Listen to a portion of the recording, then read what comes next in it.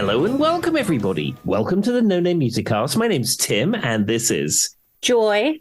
Now, I understand here at the top of the show, Joy has got some incredibly exciting music news. So, Joy, over to you. This is really important. It's what all the people want. It's what we've been thinking about for so long, Tim. I was looking up music news as one who runs a music podcast does, to say a cusp, because, we only talk about songs from the 1600s. So I'm trying to keep us, Anyway, so I was looking, and Lance Bass from NSYNC did an interview, Tim. You know what he said? They might be doing a reunion tour. No way. NSYNC. I've seen the Backstreet Boys. I might get to see NSYNC now. Joy, don't do this to me, please. I know it's what all the people want, because then it can come full circle. If I've seen the Backstreet Boys and I've seen NSYNC, it'll be like an Inception moment and the universe will self-explode or something. I don't know. I mean, could this be a thing? Could New Kids on the Block get together in the UK? Could Boyzone once again get together? Could there be a Take That reunion? I mean, what's going to happen? I mean, the Spice Girls did come back for a little while there. Never know. Yeah, This is big. Oh, wow. I mean, oof. When Tim told me I have music news too, I highly doubt yours is the same as mine. All right, what's your news, Tim? Okay, well, I was going to do a little bit of a Grammy Awards recap. Now, the Grammys were last week. We record these into the future, so you'll be hearing this a few weeks after the fact. So firstly, before I get into any of these nominees, most of which I've never heard of, but that's beside the point. Madonna. Okay. Now, I would say if Madonna is happy with her new look, I'm happy. However, objectively, it doesn't look good. And she said she got a lot of backlash, didn't she? Like there was a lot of pushback, and I think she did. Did she perform? No, I think she didn't perform. I think she just she did a speech or did an award announcement or something. Something she did people weren't too keen on, and she instantly went to, well, it's ageism and all this stuff. But I will say she can come off a little cross. Yeah, that's Madonna's way. Madonna is very brash, and that is just the way she is. But I mean, just this look that she has, as I said, I don't want to really criticize her because if she's happy with it, it's fine by me. It's just random. But it's Madonna, and she likes to play with looks, and I'm just going to let her be, Tim. Yeah, as I said, if she's happy with it, it's fine. And it's really none of my business. But it was shocking to see Madonna because you've seen Madonna your whole life and you've seen her grow up. And you've seen her as an adult and you see her as an older lady. And then all of a sudden you see this. And this is very different from the last time I saw her. Yeah. Yeah. I'm looking at the photo now and there's just something it's the cheeks too. It's almost, I hate to say this, she's had a bunch of filler. That's what it is. But yeah. Tim's right. She definitely looks different. Yeah, it's a very much different look for Madonna. As I said, good luck to you, Madonna, whatever. But it's startling to see, having seen Madonna my entire life. Well, I will give her this. Even her age, Tim, we're still talking about her. So maybe she's doing something right. Well, what do they say? The material girl. Is that what they call her still? I don't know. Okay. Yeah, that's what the youths are saying, that she slays. That's what the youths are saying 40 years ago or something. Yeah, I think so, Tim. Which is crazy because you don't think about the fact that Material Girl, how old is probably Material Girl now? It's got to be in his 30s, right? It's 30 or 40 years old at this point. Well, I guess say what you want about her, but we're still talking about her. So there's that. She's doing something right. Exactly. Anyhow, I was going to just go through some of the Grammy Award winners.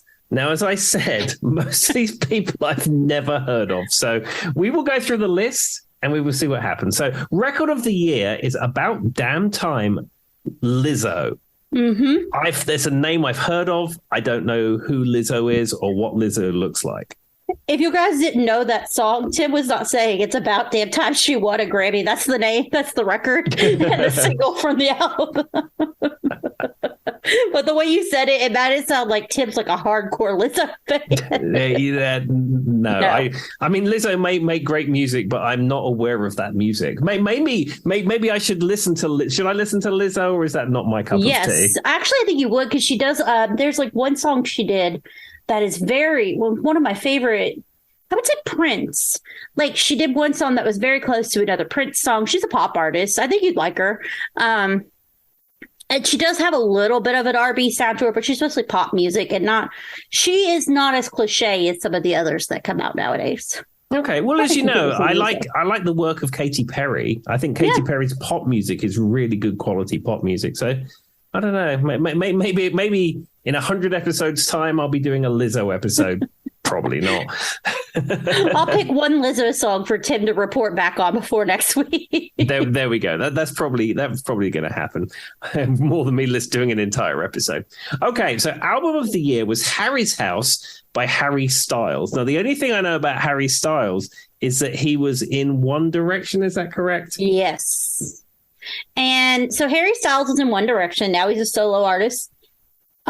Charlie, my husband, loves Harry Styles. So as you can imagine, he does pretty dramatic music, very dramatic music. He's pretty talented though, because I feel like he does a lot of his own arrangements and stuff. Okay. And he's got a great voice. He seems like a nice person. He did get a lot of backlash. I don't know if you saw that for his acceptance speech. So there was a big thing about everybody thought Beyonce was going to win the album of the year, and she didn't.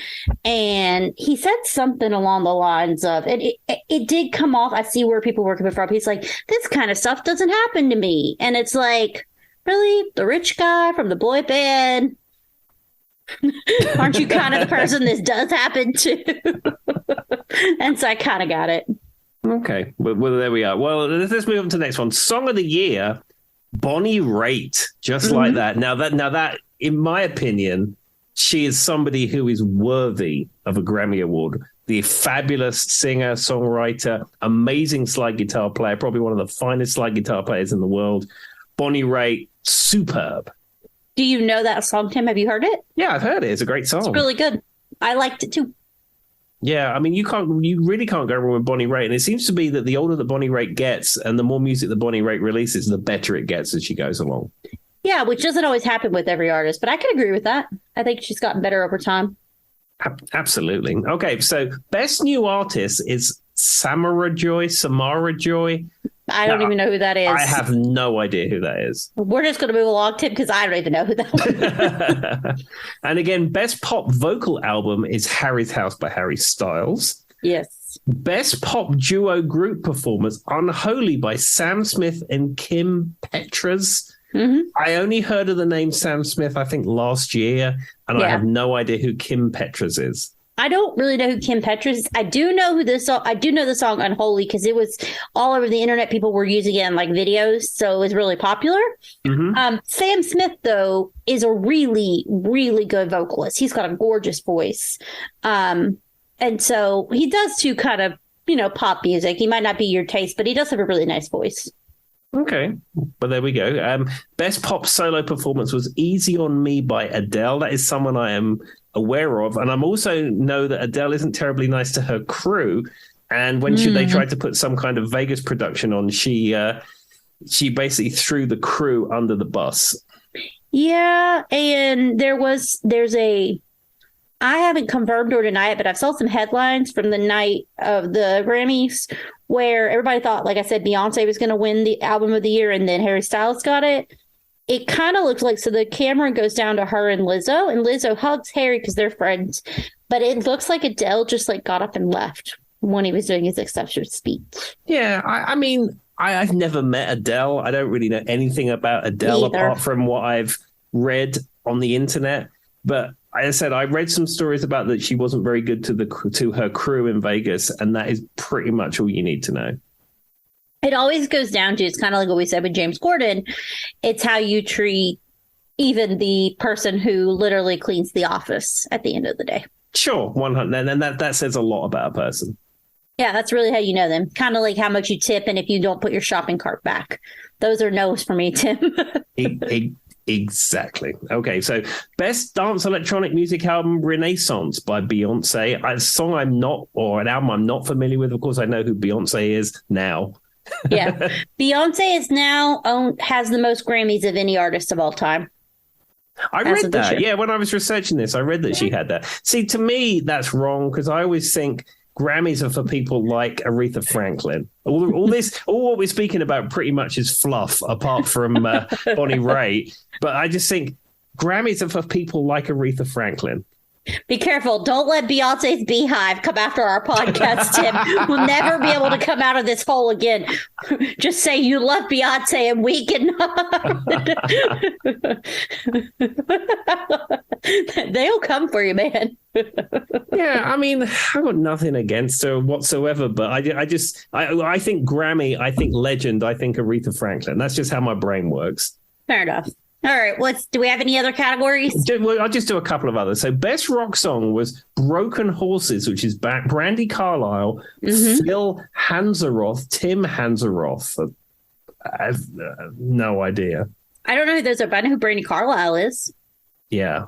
Well, she performed, and apparently a lot of people liked her performance too, but I didn't watch it. Okay. And then, of course, best rock album was Ozzy Osbourne with his album Patient Number 9. Now, I haven't heard that album. I heard the last album he put out, Ordinary Man. I have not heard Patient Number 9, but I wonder whether the Grammys decided to honor him because of his various health concerns and the fact he said that he was going to retire from touring, and this was almost like a Grammy swan song for him. So there's two things I think that are affecting it. Probably you're right there, but that Patient Number 9 features Jeff Beck. I don't know if you know that. And, he just passed away. Mm-hmm. And then Machine Gun Kelly, which I could not tell you one song. I don't know a thing about this person, and that's the worst name I've ever heard in my entire life. But he just did a song with Ozzy Osbourne that they're crediting with making him popular with the youths again. So it's probably that too. But yeah, this Patient Number 9, Jeff Beck is playing on it. Well, yeah, that's cool. It's a shame that Jeff Beck wasn't honored with a Grammy, but I don't think he's put any new music out for some time. Well, it's too bad he didn't get to see this. Absolutely. Yeah. As we said in the few episodes ago, it's terribly sad that we lost Jeff Beck, such a legendary guitar player. And it's sad because the person on the street probably doesn't know who Jeff Beck is. And you ask the average person, name a great guitar player, and they'll say, Eric Clapton or Eddie Van Halen. Jimi Hendrix. Yeah, but then people don't know Jeff Beck, and they don't know of the genius of Jeff Beck. He really does seem to be one of those people that you can kind of define how their level of music knowledge is if you talk to them and they know who Jeff Beck is. Because I remember one of the early episodes, I said, Jeff Beck, the guitarist, and I wasn't sure. And Tim's like, yes, Joy. Because we were still kind of new at this. But it does kind of define their level, especially of guitar knowledge. Exactly. Well, there we go. Well, that was just our very brief Grammy roundup of the people that won at the Grammys. As I said, I looked at the full list and it started getting into names I'd never heard of, which isn't that difficult. I'm sure, Joy, if you read through the list, you'd probably at least recognize most of the names. Yeah, I probably, even if I don't know, I know who Machine Gun Kelly is. And the only reason I know that is because people were making jokes about now people only know Ozzy Osbourne because of him. And I'm like, oh, the irony. And then it's kind of like whatever Kanye West did that song with Paul McCartney, which I loved, and Rihanna. I love that song, Tim. But people are like, who's this Paul McCartney kid? Oh, goodness me. Anyway, all right. I was going to say, we on a similar subject, we have a young person at work who he's just in his 20s. And I asked him if he was familiar with ABBA, and he hadn't heard of ABBA. And I was just like, what are you doing? You've not even heard Dancing Queen? No. I said, are you familiar with ABBA, Swedish power pop? And he's like, no. Looked at you like you were crazy. Charlie has that problem at work. He's got a coworker who's quite young. And he says he'll say something to her and she'll just look at him deer in the headlights. And he's like, and you have no idea what I'm talking about. Okay. Anyway. Well, there we go. Okay, so this week it's Joy's turn to pick the topic. I don't know what she's picked. And Joy, over to you. So this episode is One Hit Wonders, and where are they now? Ah, fantastic. The title wrote itself, Tim. You don't have to use your creative prowess to come up with that one. It may have been the name of a VH1 show, too. I might not be that creative. So that's what we're going to do. We're going to go through the artists. Well, first, we're going to define what is a one-hit wonder. And I've got some interesting facts about where people think they coined the term one-hit wonder. Mm-hmm. And then we're going to go through the most popular one-hit wonders of all time and where they're at now, and just discuss the songs and the people. And it'll be interesting to see if most of these people, because this is definitely an American website, if most of these people are only American one-hit wonders, or if Tim's like, no, they had like 10 songs in the UK, and I'm like, what? So anyway, yeah, that's exactly how I'm going to do it too. I'm going to go, what? So to define a one-hit wonder is basically a one-hit wonder or viral hit that achieves mainstream popularity, often for only, and the artist is usually only known for this one piece of work. Mm-hmm. So that's kind of what the basics of a one-hit wonder are. It's usually used most commonly in music, but, sometimes you'll say, oh, that was their one-hit wonder, kind of like their 15 minutes of fame, even if it's not music. Mm-hmm. And so according to there's 3 different stories that I heard of where the term one-hit wonder comes from, like who coined it.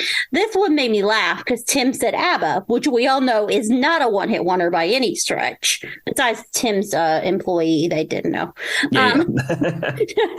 So basically, it says one of the earliest known use of the term one-hit wonder occurred in Winnipeg. It was a newspaper described the musical group ABBA and said that he thought they were going to be one-hit wonders. That came back to bite him. Yeah, for the largest music act that Sweden has ever made, the largest grossing act out of Scandinavia. Everyone, well, apart from the person I work with, knows who ABBA is. Yeah, they are not anywhere near a one-hit wonder. So whoever wrote that's probably going, oh, well, I'm imagining maybe it was in the height of like Dancing Queen and that's what they were going for. But even they had other songs before Dancing Queen. So I don't know. But that was one of the theories of where the term one hit wonder comes from. There's also a theory that Dick Clark said it, and that's where most people got it from. Mm-hmm. So I could not confirm or deny that. And then the third one has nothing to do with music at all. It says, according to the Oxford English Dictionary, the first appearance of the term one-hit wonder refers to a Venezuelan major league pitcher, Ramon, I'm not even going to try to say the last name, and in 1956 pitched the best game of his life when he played a complete victory in which his team, the San Francisco Giants, beat the Philadelphia Phillies 8-1. The game would have been a no-hitter, but a first incoming single by Philadelphia Phillies outfielder Del Ellis made it a one-hit game, and so they called it the one-hit wonder. Okay. So there you are. So those are the 3 different ways that I could find. But then I had a moment where I wanted to ask Tim a very serious question. So I was saying, who coined the term? You've always heard who coined the phrase. Who coined the phrase, coined the phrase? See, if you ponder that for a while. I mean, that's like the universe will implode on itself if you can figure it out. Who coined the phrase, coined the phrase. Right. And why do you coin a phrase? Where does it all, what does it all mean, Tim? We'll never know. We could probably go to the endless amounts of internet and find out, but we're just going to leave them wondering. You know what it probably was? Probably back in Victorian times. There was maybe a vending machine where you put a coin in it and it dispensed a little piece of paper with a funny joke on it or a phrase. So they said, oh, I'm just going to go and coin the phrase. I mean, it's a theory. I can't confirm or deny it. But there you go. All right. So with that being said, I'm going to give Tim a chance to guess. What do you think is the number one biggest one-hit wonder of all time? Think 90s. Macarena. It was. It's Los Del Reno's The Macarena. So that's where we're going to start. Basically, for those who don't know, and I don't know, that's what you need to ask your coworker. Ask them if they know what the Macarena is. That's some on that. So, because it was everywhere. I remember my Girl Scout troop doing it, the church choir doing it. Everybody was doing the Macarena in the 90s. It's just a thing. It was a band called Los Del Rio, and they had this song. It was actually a song about a girl cheating, but we don't talk about that. No, it was in Spanish. Nobody knew. And so it had a little dance that with it, and it was everywhere. So And then it was released by the Bayside Boys. So the Los Del Rio was the original pop group who did it, and then was released by the Bayside Boys for the Bayside Boys mix, which is what became more popular and what invented the dance. It stayed at the #1 Billboard Hot Chart for 14 weeks in 1996 and went on to sell 14 million copies. The Los Del Rio remix single is still tied for the third highest amount of weeks at #1 in Billboard history. And this was as of 2022. So if somebody did it after that, I can't confirm. Apparently, they're still touring and hosting different things. So it says Los Del Rios became Airbnb hosts and invited guests to stay in their villa that was inspired as a way to celebrate the 25th anniversary of the Macarena. Fabulous. Now, as you know, I'm a big fan of the Christmas Macarena. I think it's called Macarena Joy Mix, which is the Macarena mixed in with Christmas carols, and there is a video that goes with it.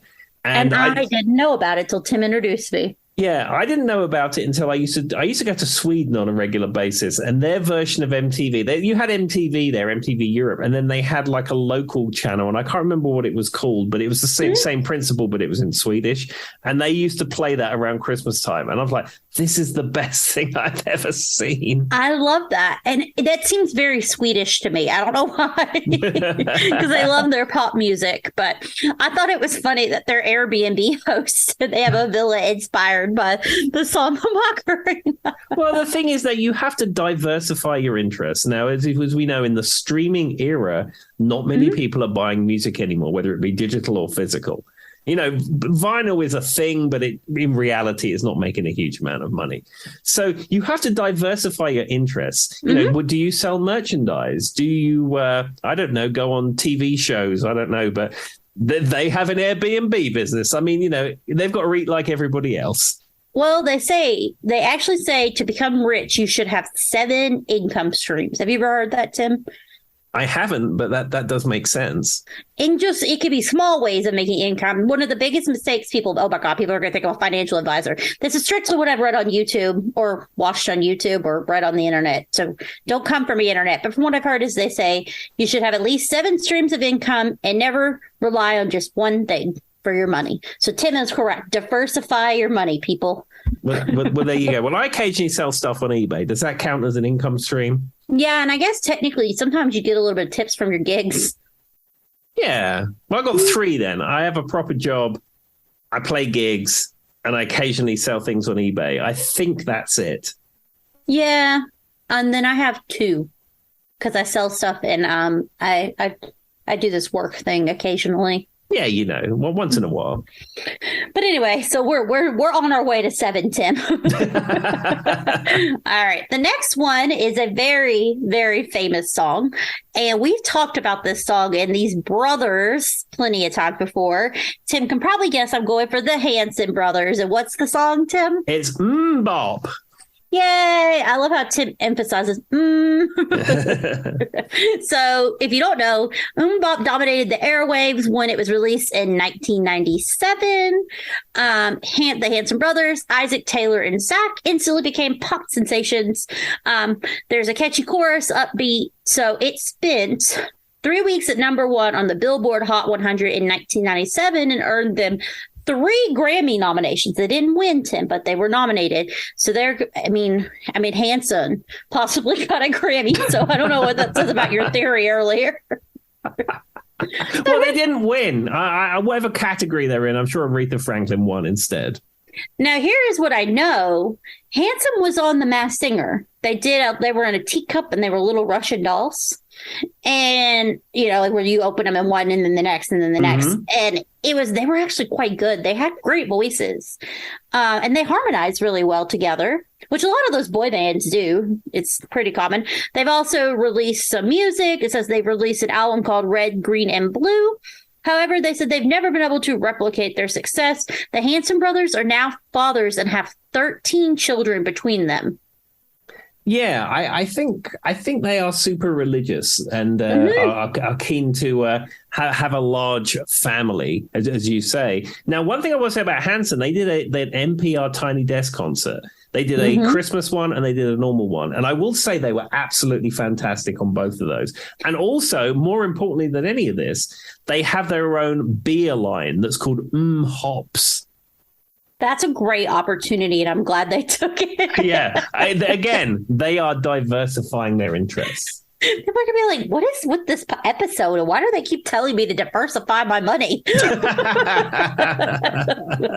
I mean, I will say, if you get a second to look at them in the Russian doll costume, it's pretty cool because like the egg opens up and it's like the multiple dolls and they have so many because some of them are dancers. That's how they threw them off. They didn't always know if there was 3 and they harmonize so well together that they're able to get that very crisp, almost unison sound.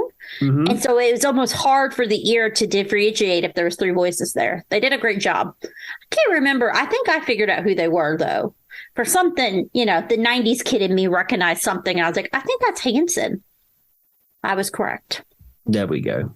All right. Here's a classic. And if you go back to like episode number 3, we tell the story of my father meeting this gentleman.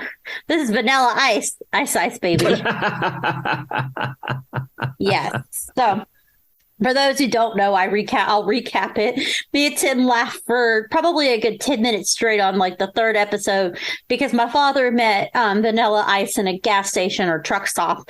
And he asked him, if you don't know who I am. And my dad goes, nope. My dad wouldn't know Vanilla Ice if he literally fell to the floor beside him. Like, you just said it so bluntly, and my dad's like, I don't know what that is. And Vanilla Ice really does seem like the guy, I'm sorry to pull the you don't know who I am card. Yeah, I mean, Mr. Robert Van Winkle, which I believe is his real name. It is.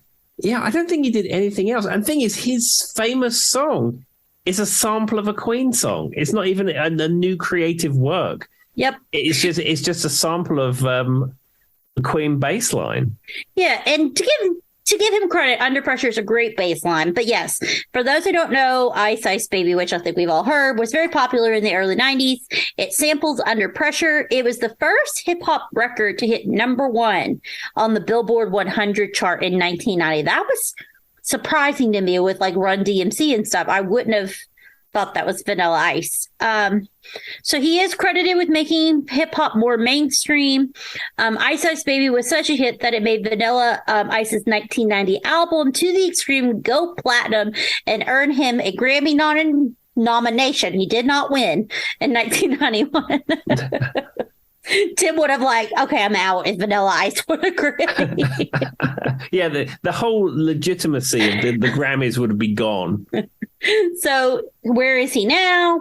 You may know he did like that reality TV show. It's called The Surreal Life. He also did Vanilla Ice Goes Amish, which now I kind of want to go find. I'm really curious to see what that is. And the Vanilla Ice Project, he was also on Dancing with the Stars, and he opened a brewery in South Florida. So as Tim says, he diversified his money. There we go. Does he have a celebrity beer that has a funny name? That I did not get that far into. But what would it be? Oh my God, Ice Baby. He could play on the ice thing to name the beer. Yeah, Ice Baby Ice beer, or I don't know. We're not creative enough, but somebody out there will think of it. I mean, you just be like, here's my beer on Ice Baby. And then he hands it to the people. But I really want to see Vanilla Ice Goes Amish. Like, I just want to see it. See, the problem I have is my brain cannot tolerate scripted reality shows. I suck at it too. Yeah, it's just that you see it and it's so contrived. And the producer said, okay, and you're going to argue with that person and go. And it's just, it's just really, yeah. And then it cuts to an inset shot of someone sitting in the studio narrating themselves doing what's happening on screen. And it's just, I can't watch that.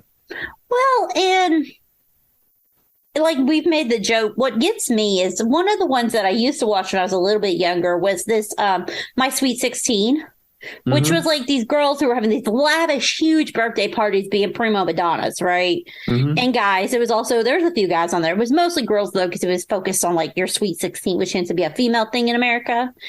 And for those who are not in America, it's just a term people use for your 16th birthday. It's kind of creepy and weird, but whatever. It's not really used that much anymore. But my super sweet 16, my sweet 16, whatever you want to call it, there's like two different ones. And like they would like invite people to their party, right? And so the cameraman would record them inviting them. And it's supposed to be like, oh my God, I didn't know I got the invitation. I didn't know I was getting invited. Yay. And I'm like, so you didn't see the camera crew that's in your house before you got the invitation? I don't think they're hiding this giant boom mic I could see in the reflection and a stuffed Teddy Netty cam, because it'd be like they would have the person here and then the person would come in to hand deliver the invitations or whatever. And like they're recording this whole thing. So you watch the person walk in the house, go up to the person who just happens to be home sitting conveniently in the living room. Mm-hmm. And they're like, oh my God, you're invited. And then they're like, yay, all excited. And like now I'm sitting there going, that was about the worst staging ever. Like, anyway. Yeah, it's just the whole. I don't know when that style of TV came out, but I don't know. I just watch it and I just like I cannot see that. I mean, as you know, I'm not a big TV person. I rarely watch TV. There's about 3 or 4 YouTube channels I really like. I like watching Knight Rider and I like watching my 80s shows. But that script, as they call it, scripted reality television, I just can't watch it. And like any time you go into any business around here, whether you go to the vets, whether you go to the doctors, whether you go to the dentist, they have that HGTV running, which is like, and it's just this endless stream of people doing up houses. And again, that's all contrived because the production company bought the house or the production company are paying to renovate the house, which is why they're on TV. But I don't know. It's just so incredibly contrived. I can't watch it. Well, I will say, Tim, if you ever want to just give yourself a laugh when you're stuck watching that stuff, there's a girl I follow on YouTube, and I can't remember her name, but she does movie reactions, CD show reactions to just comically bad stuff. And one thing she pointed out to me that I have never pointed out, I never noticed until she did this. Anytime you're watching reality TV or you're just watching a really bad movie, look in the reflections in the doors, in the mirrors, and you'll see the boom mic. And so now it's a game I play to see how many boom mics I can buy. Because for some reason, that seems to be what they forget. It's like, so, it's a big black thing. It's pretty obvious. And like now I look at all the time, people's glasses, mirrors, the door reflection, whatever it is.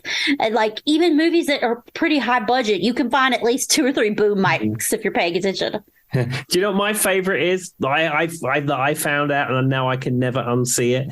What's that? If you're ever watching a TV or a film and there are people dancing in the background, they were dancing to silence on set. That is a good point. There would have been if there's music playing, it would have been put in there in post. It would not have been put there on when it's actually playing. Now it's different if it's a band type thing, but generally if there's like people are dancing in the background, they're in a bar and they're dancing to music, that bar scene there would have been silence on set so they could record the dialogue. Fair enough. I never really thought about that. The one that I can't stand, and I think I've mentioned this on the podcast before, is the way people drive in movies. Oh, yeah. I mean, like they're holding a hula hoop.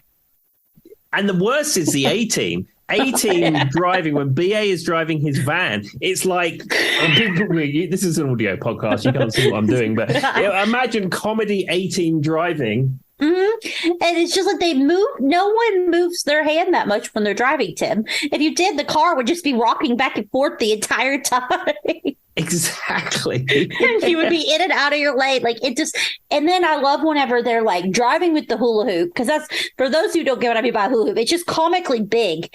And there's so much movement back and forth, back and forth, back and forth, like Tim said that. And then they're just like the entire time, their head facing the passenger while they're doing that.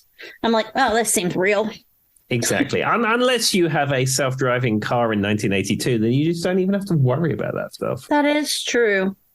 I mean, there might have been a show that Tim's specifically referring to, but anyway. I mean, who can honestly say at this point? All right, back to the one-hit wonders. So here is another one that we are all very familiar with. I'm curious to know if this band was popular in the UK outside of this song, but this is Blind Melon's No Rain. I'm sure people were listening to it, but it wasn't necessarily the big hit that it was here. So it's huge here, and Tim can testify. It's used in like TV shows, movies, commercials. Anytime you want that kind of melancholy, like, you know what I'm saying? There's like a feel to it that it's always used for. Probably isn't like, oh, sorry, go ahead. Yeah, I was going to say, maybe it's just something that really resonated. How long was that one on the charts? Well, let's see. Let me give it a scroll. So, although the band Blind Melon come up around the same time as alt rockers Nirvana and Pearl Jam, they did not see the same success. The band's song No Rain peaked at number 17, so it wasn't that big on the charts. And its popular video, which the Tiny Dancing B-Girl, has been a defining, like, diverse moment of the 90s. I do think they're right. The music video is what really makes it more popular than the actual song. Mm-hmm. And yeah, because that's what you say. It was early 90s. Mm-hmm. So MTV was still really a big thing. It was probably on heavy rotation, etc. So that makes sense to me that it would be a big hit. Yeah, and it seems to be like people like if you're watching like a comedy show, like there's even like people who would wear a little bee costume and like walk like the little girl in the video. Like there's just a lot of pop culture references to it. And for those who've never seen the music video, just give it a Google. It's a little toddler, well, maybe 5 years old, and it's a little girl and she's wearing a bee costume and she's walking. Yeah. Yep. All right. So people are like, we get it. It's a walking bee. So where are they now? Blind Melon has been performing. They've actually had 2 new singles that came out, one of which was called Strikes Back. The band guitarist Roger Stevens told Guitar World earlier this year the band had been between 10 to 12 singles and will eventually come up with their 4th album. He said, our thinking is we're better to remind people that we still exist every few months instead of once every 2 years when they see us on TV. That's a quote from him, but I thought that was pretty good. I like that. Just put out a little single here every few months so that way you guys will know we exist. And apparently they're still touring for anyone who was a fan.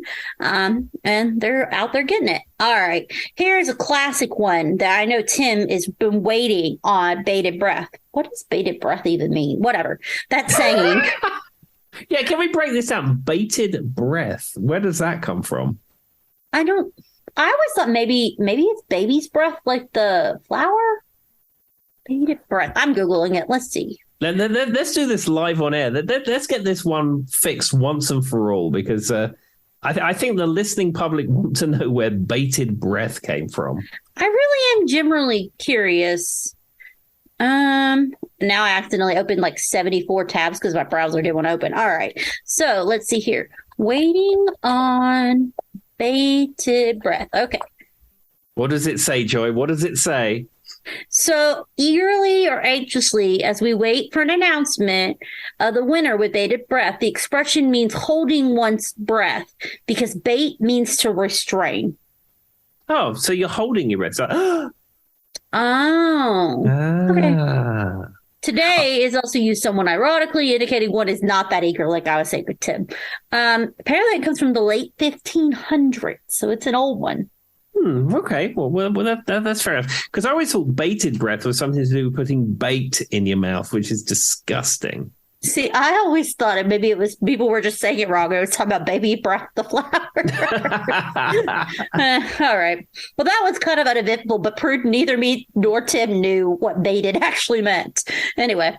So in the 1500s, that's what it meant. So now that Tim has waited on bated breath, it's Sir Mix-a-Lot. And the song is My Baby's Got Back. Baby's Got Back, which if you were alive in the early 90s, it was popular.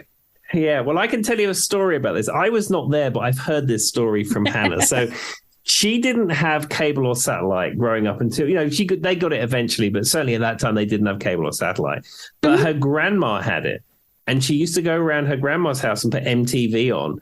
And My Baby's Got Back was on heavy rotation at the time. And like the opening scene of that is Sir Mix-a-Lot standing on 2 butt cheeks. It is. And a young Hannah thought that was the most scandalous thing she'd ever seen in her life. That's That is funny, though. I haven't seen that video in a long time. It's pretty scandalous. Compared to the UK, though, I feel like everything is scandalous in America. Well, that's true. I mean, as we've said many times before, like network TV in the United States is incredibly conservative. You know, they will bleep curse words. There won't be nudity. You know, violence is slightly different. It's a little bit more accepted, but certainly nudity and sexual situations and bad language are not tolerated on network TV. Now, in England, ITV, BBC, your standard broadcast channels, after 9 p.m., anything goes. Absolutely anything goes. And it's like HBO almost. Yeah, fair. I mean, that seems to be the thing. I mean, I feel like it's becoming more evenly based because nobody's watching like regular cable anymore, right? We're all picking and choosing what we want anyway. So if you want to watch ABC, yes, if you want to watch ABC, HBO 24/7, you can. But when I was younger, for sure. Yeah, and I wonder, you know, the generation of people growing up now where everything is on demand, whether it's YouTube, whether it's, you know, Disney Plus or whatever, you pick and choose what you want at any time. I wonder how long broadcast TV will survive. Because, you know, as people grow up with this thing, if you was to say to a very young person, a teenager, or even somebody who's a preteen, like, oh, well, if you want to watch your program, you're going to have to be in on a Thursday night at 7 p.m. And then there's going to be all these commercials. And like, people will just laugh at you. You know, young people would not tolerate that. Well, in my generation specifically, we at least even the millennial before the current generation, we at least had like TiVo where you could fast forward. Like I didn't even really watch that many commercials because that was when I was probably hitting middle school, teenage age. So, I mean, even me, I'm kind of like, no.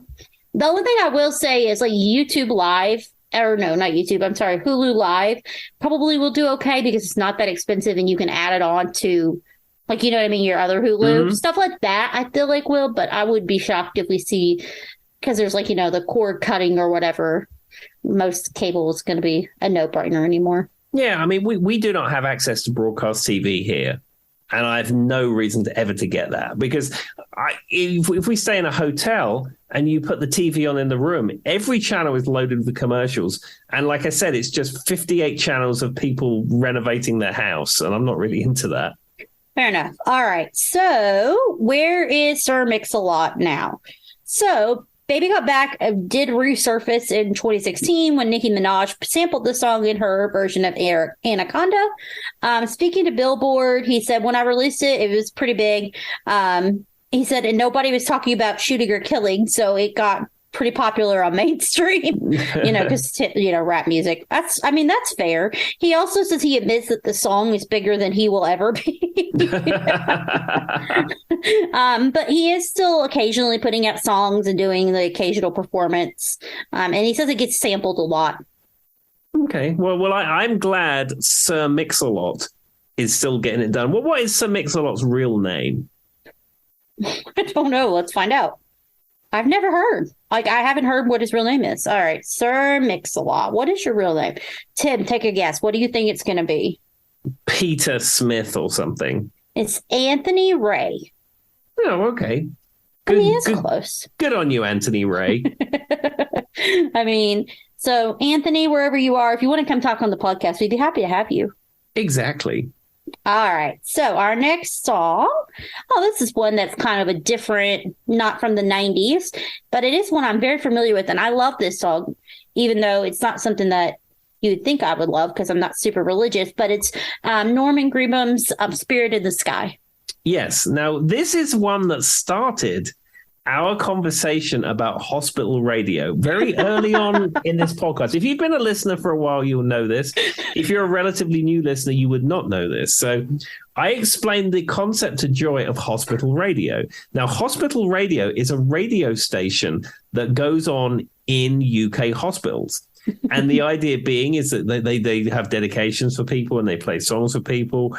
And, you know, if you happen to find yourself in the hospital, you can listen to it. And as the internet has grown and other broadcast mediums have grown, you can actually pick up these hospital radio stations outside the hospital now. They're normally run by volunteers.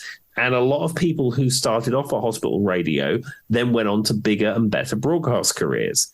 Now, Joy had this vision, rather than the hospital radio, like you have a headset or you plug your headphones in or something so you can tune into hospital radio. She had this vision that you was on the wards in the hospital and they just piped this stuff out at top volume and you could never turn it off. I just had it. So it's like you could plug your little headphones into the bed and press play and hear it. I get that now. But in my mind, I just thought I would be so mad if you're wheeling me into surgery and I'm stuck listening to Nickelback. That's the last thing I hear before I have to go into open heart surgery. I would be angry at the world. And then Tim was like, wait, what? And he's like, what do you mean? And I was like, are they not playing it like at the grocery store? He was like, no. Not even a little bit. I just thought it was a loudspeaker, like when you're walking through a grocery store.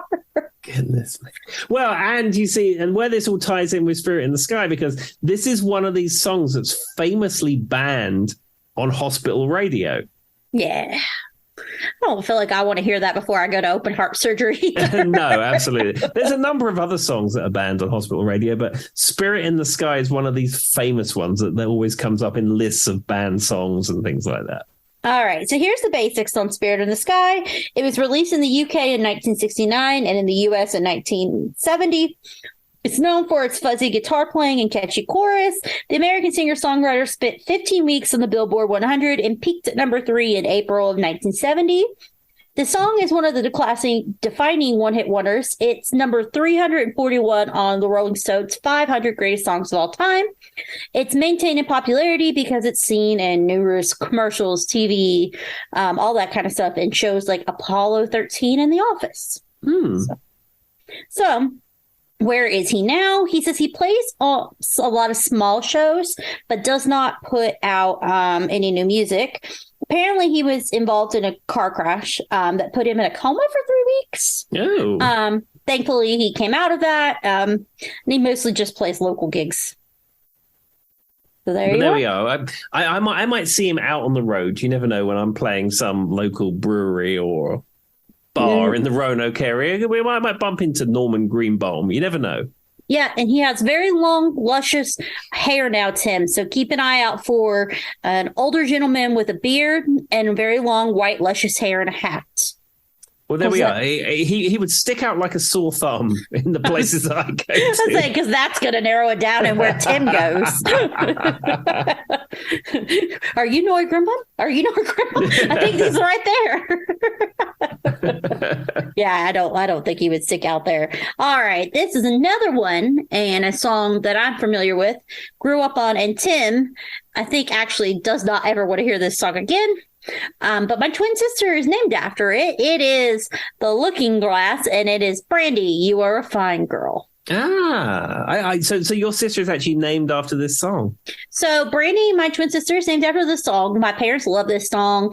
They thought it was a great name. I am named, so there's two theories to what I'm named after, and I think I've talked about one on here before. Joy was named after a baby who died on the TV show The Waltons, which is basically a country soap opera. And I know that sounds, from my mom, that's where she said she got it. Dad says he liked it because of the song Joy to the World from Three Dogs Night. So I've got two stories there. Now, I will say the other name that was thrown out there was Layla from the song Layla. So my parents kind of all had that. They were all music names. I don't know where my older sister Stephanie's name comes from. I think my mom just liked it. Well, I mean, that's the thing. If you like it, you like it. So yeah, Brandy, my twin sisters, is spelled with an I, and the song is spelled with a Y, but that's what they always say. So that is where she got her name. Brandy earned the Looking Glass's only #1 single on the Billboard Top 100, peaking at #1 in 1972. It stayed on the charts for 16 weeks. Even though they released an album the next year, nothing came of it. Elliot Laurie, who wrote the song Brandy, went on to become a successful music executive. Well, there you go. Apparently, the band broke up in 1973. Laurie recorded a solo album, then moved to LA, where he found a successful career supervising music for film and television at 20th Century Fox. Brandy is still on the airwaves and appeared in a 2017 movie called Guardians of the Galaxy Volume 2. And is described in the movie as one of the Earth's greatest musical comprehensions. Why can't I say word? Compositions, not comprehension, everyone. I can't comprehend this, but perhaps the greatest ever is what they say in the movie, which we've talked about. The Guardians of the Galaxies have great soundtracks. Yeah, I've never seen any of those films, but I've heard the soundtracks, and yes, the soundtracks are superb. The one that I give them credit for that is the most, so, you know, everybody always talks about the Come and Get Your Love by Redbone, but the song that I think that no one pays attention to that is a great song was they put Rubber Band Man in there. Mm-hmm. And the intro is so good. And I don't know how many people would have known the song Rubber Band Man. Even like, it's not like at the caliber of Brandy or like we were saying, to Come and Get Your Love and that kind of stuff. I swear that was a great use of a song that you don't hear very much. Yeah, and you find that sometimes like songs that maybe you and I would have heard of that are not necessarily in the mainstream, like a film or a TV show will get it out there. I mean, like the Kate Bush song, Running Up That Hill. I mean, that's a song I grew up with. That is an amazing song, but it sort of fell out the public consciousness outside of people who really love Kate Bush. And then all of a sudden it was in Stranger Things and everyone was talking about it. Everyone was playing it. And like all these streaming platforms, it was a number one streamed song and all this kind of stuff. And yeah, sometimes it takes that just to get those songs back out there. And I will say, I heard it. I went to the arcade. I went one other place and heard it playing over the loudspeaker. And I was like, oh, look, there it is, you know. And then I start singing it because it's so melodramatic and grandiose, the Kate Bush song. And so it's fun that like you see that and you know exactly where that came from. So that's what I think of Rubber Band Man. And if you guys aren't familiar with that intro, it's one of the most, it has the coolest sound as a song. So, absolutely. There we go. The next one that we're going to talk about is a disco hit, which we all know I am a sucker for some disco. Though it never climbed to the top of the Billboard, it's one that we're very familiar with. Is Cheryl Lynn's Got to Be Real. Okay. That is a stone cold disco classic. And to be fair, until I read this, Tim, I don't think I could have told you who sang it. I think I'm familiar with the name because it's in disco compilations that I have. Okay, that's fair. I wouldn't have known it, but it's still known as her most popular song. She toured apparently in the 2000s, but remained relatively quiet since then. And she was pictured during a performance on The View once in 2015. In 2004, Mary J. Blige and Will Smith covered this song for the animated film Sharktown. Earning the whole new generation of the song in 2005, exactly what we were just saying. It started recharting after that. And she was inducted into the Dance Music Hall of Fame, which I did not know existed. No, I mean, where is the Dance Music Hall of Fame? Your guess is as good as mine. We're doing a lot of gooks on this Dance Music Hall of Fame. Now, I will say I've been to the Hockey Hall of Fame, Canadian Hockey Hall of Fame, which is in St. Catharines in Canada. It's not far from Niagara Falls, and it's in a sort of a local museum, and it's in like a back room. So, you know, I'm very familiar with these halls of fame. So on an unknown website that pops up when you Google anything, it says Dance Music Hall of Fame is an organization established in 2003 to honor and remember significant contributions to the genre of dance. It had its first introductions in 2004, but then went inactive in 2005, so it didn't last very long. Oh. It had somebody named John Parker over it. He established a few other people. They did some events in New York, and then it just kind of disappeared. Okay, well, there we are. I'm glad. I feel a little more settled now, knowing about the Dance Music Hall of Fame. It just it would make sense, though, in what Tim always says about, he always kind of has, you know, the Rock and Roll Hall of Fame is just the Music Hall of Fame now. It's not about rock and roll anymore. Mm-hmm. But if you had different genre Hall of Fames, I can see how that could work. Yeah, I think the Rock and Roll Hall of Fame is such a massive organization, as it's such a big thing now. And it encompasses so many genres of music. These little halls of fame, like the Dance Music Hall of Fame, they just don't get a look in because the big Rock and Roll Hall of Fame juggernaut is the one that gets all the attention. That's true. I know. I was just saying, if they had started it that way from the beginning, we could have evolved. We could have had this evolve in the right manner. Exactly. Right. So this is a band that I sent Tim a picture of earlier because I wanted him to see the photo of what they look like. And he didn't know what it was, but it was a pretty great photo. So this is Dixie's Midnight Runner, and this is the 1982 hit, Come On Eileen. Yeah, this is not a one-hit wonder in the UK. Gino, and there's a number of other hits that they had. Come On Eileen is probably their biggest known hit in the UK, but they had lots of other hits in the UK. So it does bring this up. The band saw success in other songs in the UK. The earlier song, Gino, topped the charts in the UK, but the only song to reach the charts in America was Come On Eileen. Mm-hmm.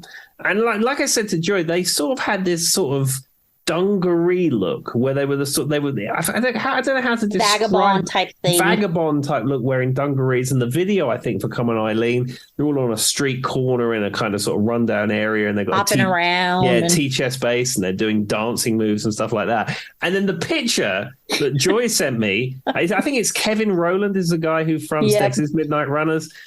He's dressed sort of your stereotypical Frenchman outfit. He's wearing a beret and a stripy jumper, and I'm sure if you cut away, there would be onions and a bicycle. I'm just saying. And he has like what looks like a drawn-on mustache and beard. Like it doesn't look like it's really on his face. No, looks like it was drawn on with a marker. Yeah, is that his new look, or is that just from a video or something? I don't know. Says they have been releasing albums, but they're just the Dexies now. This was from their new album release, so maybe it's some type of French thing. But there's two guys. There's Kevin Rowland, as Tim said, in the front. He's wearing the very typical beret. He's got a red striped shirt.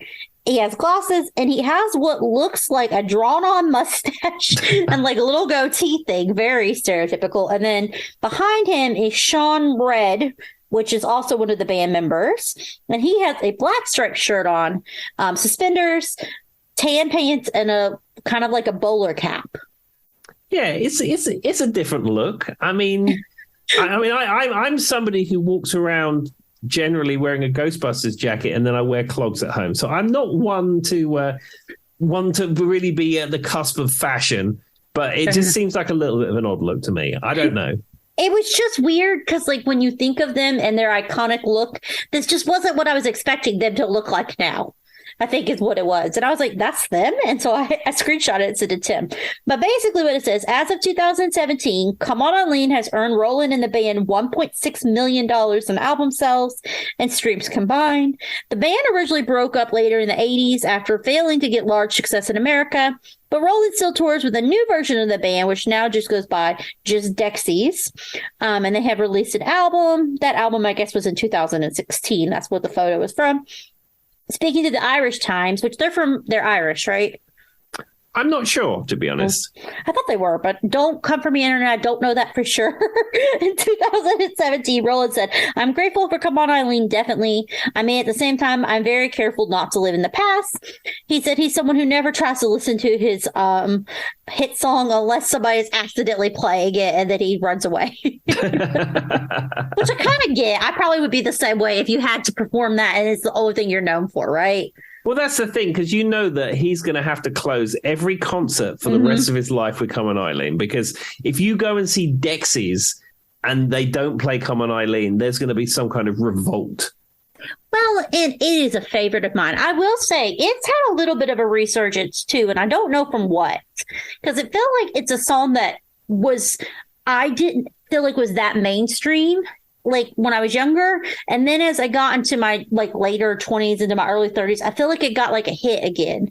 I don't know if it's the internet, some TV show, something where like, you know, being used in a movie, but I feel like it's a song that has kind of had different times where it peaks over and over. Mm-hmm. And it's one of those ones that appears on 80s compilations. Mm-hmm. And certainly if you go to any cheesy disco in the UK, they're going to probably play Come On Eileen.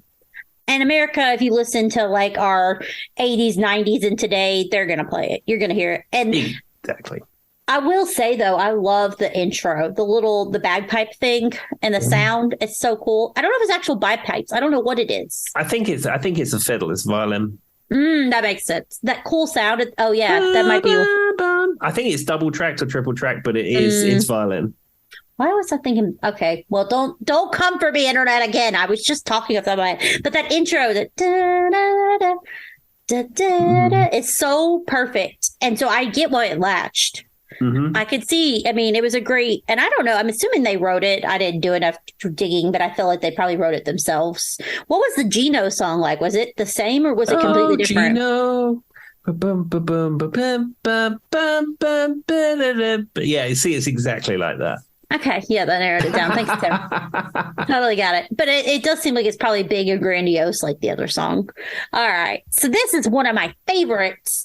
And I actually got in an argument with Charlie about the lyrics.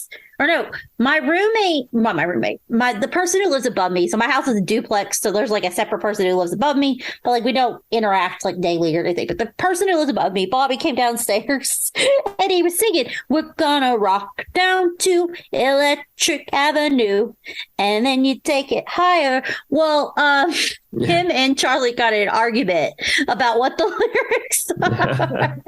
Charlie never knew it said "we're gonna rock down to Electric Avenue." Really? I don't know what he thought it was saying, but he said that was not the lyrics. I'm like, that's the name of the song.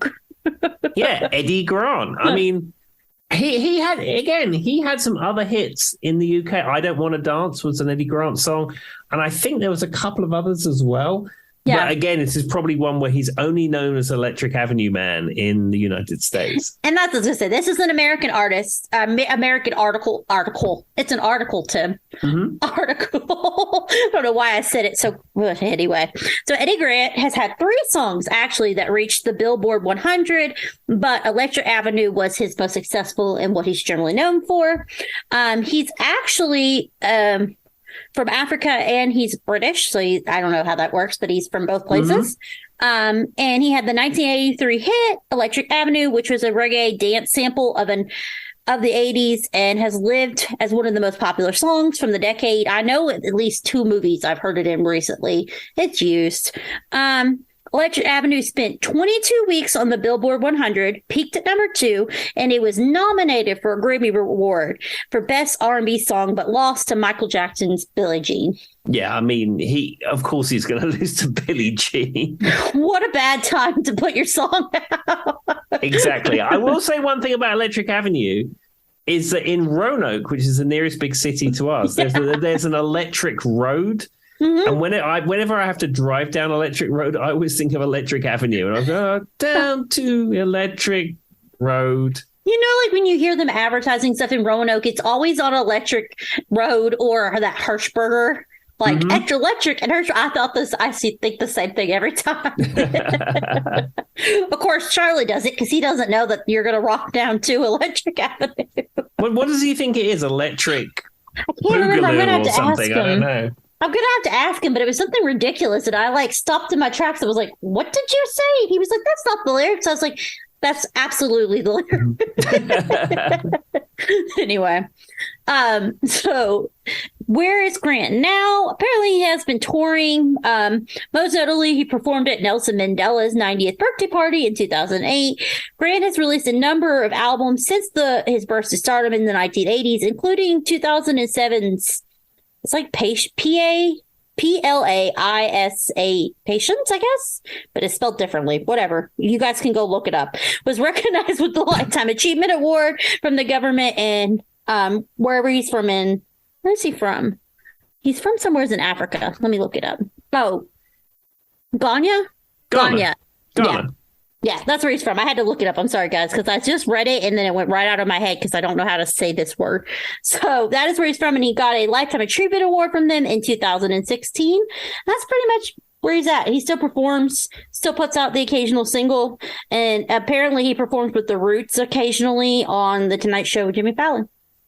Actually, can I just tell you a thing about The Tonight Show with Jimmy Fallon? I don't watch that because after David Letterman went off the air, I sort of lost interest in late night TV. However, last week, The Roots were out of town. They were touring or doing something. And David Letterman's band, led by Paul Schaefer, sat in and was the house band on The Tonight Show. I watched the program. It was fabulous. Admittedly, I did skip through the guests I've never heard of, but just having Paul Schaefer there going into the breaks with the band, and it was the same band that was on Letterman's program, absolutely superb. And the best part was when they closed the show, they closed it by playing the David Letterman theme from a Late Night with David Letterman, and it was fabulous. Well, there you go. I did not know that. That's kind of cool. I might have to go look it up on YouTube's. Yeah. Well, I've got it because I have Peacock because I got it for the wrestling. But anyhow, that's I'm sure there's a little sample of it out there on the internet. I'll find it somewhere. But that's pretty cool. I didn't know that. I actually like the Roots too, though. They're pretty talented as a band. Yeah, I've seen clips of them with other music. You know, because you get people come in and perform with the Roots. They seem like a great band, a really great live band. Yeah. So I'm going to give you maybe like 2 more artists. Does that sound good, Tim? Yeah. I think we're getting close on time. So this is one that is a famous song that we all know. It is Nina's 99 Luftballons. Yeah, 99 Luftballons. Fine, whatever Tim said. I can't even remember. I can't even say this guy's album name. So it's merited. You know, there's the version, the German version, and there's the English version. It does say that she was one of the. I guess I had never really thought about it, but they say a lot of German artists have a hard time cracking the U.S. charts for whatever reason. But better, her name is Gabrielle Susan Kerner, better known as Nina, hit it big globally in 1983 and 1984 with the song 99 Luftballons. The song spent 23 weeks on the Billboard 100 and peaked at number 2. It was so popular that an English version of the song was recorded, which is 99 Red Balloons, but it was not as commercially successful. And that is true. In America, if you hear it, you usually hear the 99 Luftballons. You don't hear the red balloons. Well, the interesting thing in the UK is I think they only released the English version. We only ever got the English version. And the German version was like a curiosity thing that maybe a radio DJ would talk about. Interesting. I don't know which one was released here first, but you definitely hear Luftballons, and that's what plays on the radio if you listen to the radio. I've heard both versions, but I've never confirmed. So where's Nina now? She's a solo artist, and she serves as a judge on Germany's The Voice TV show.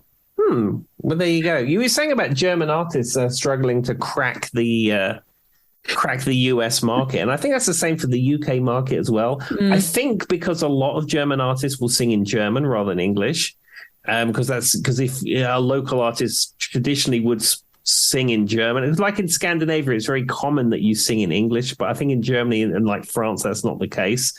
The other thing is you find the German language is very hard sounding. Yeah. And I think a lot of singing English in a German accent doesn't quite have the same tone that most people are used to listening to.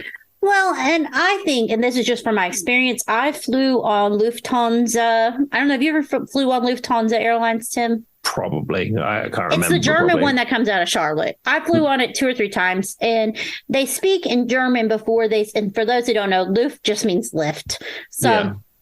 They speak in German before they speak in English, and the amount of syllables and words they have to say in German compared to what we say in English is so much longer. Like, it's like they would be like, buckle your seatbelts in America, and then you'd hear 30 minutes of what sounded like German. I started to be convinced they weren't telling the Americans everything, but it was, so I'm like, maybe it's also some of that too, because it would take a lot of words to get out what they're trying to say versus what we're used to hearing. The other thing with German is you have these compound nouns where you get these words that are super long. Yeah. So I don't know if it's that plays into it too. Well, that's probably why it takes so long for them to say, you know, put your seatbelt on or the seatbelt light's coming on. I was sitting there going, I'm starting to believe they're leaving something out here. What's going on? Because they would. You'd hear 30 minutes of the captain talking, and I'm like, what are they not telling us? To be fair, my first airline that I flew on was Lufthansa, and we were coming off of Charlotte, which Tim knows that's our major international airport near here. And so if you're flying typically from here, a lot of times you land in either Munich or Frankfurt. And so we were flying from Charlotte to Munich, and I had never flew before. That's a heck of a flight to be your first flight, too. I'll tell you that. And I didn't know what to expect. And when we were coming off the coast, there was a big storm coming through, and we got big air pockets. Well, because of the language translation, we had a hard time understanding what the pilot was already saying, even when they were speaking English. And so we didn't quite know what was going on. And the plane, so we're in the back and coach because like I can't afford to fly anywhere else. The back of the plane free fall like fell for like 10 seconds straight out of the sky because it hit an air pocket. So you've got like a bunch of people who don't understand that we're even going into turbulence. You're flying, it's your first flight, you're only 16 years old, and you're playing free falls, and there's people screaming, and the air masks come down. Yeah, that is not what you want. Yeah, and I wasn't like somebody who's scared of flying per se. Nobody really loves the idea of flying, in the sense that you're like in the sky, I think. Generally, we're all kind of like, there's always a little apprehension. And technically, I'm more safe riding in a plane than I am driving my car if you get down to it. But yeah. So we're sitting there, and of course, like everybody screams. The back of the plane just goes straight down, Tim. I mean, like free fall straight to the ground, and not to the ground. I'm still here, but straight. What felt like 10 seconds, and then the air masks deploy, and that added so much. People are trying to decide: do we put the mask on? Do we not do it? They say as soon as they fall to put them on. Mm-hmm. But we're also kind of like, are we overreacting because we don't know what's happening? Oh, goodness me. This is like another joy calamity story. This is like a travel injury, sort of.